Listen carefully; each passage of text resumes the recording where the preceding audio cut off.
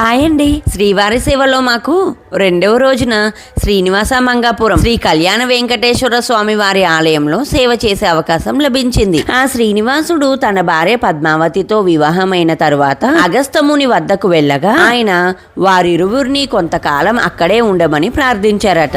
ఆయన విన్నపం మేరకు ఆ నూతన దంపతులిద్దరూ మొదటి 6 నెలలు అక్కడే ఉన్నారని చెబుతారు.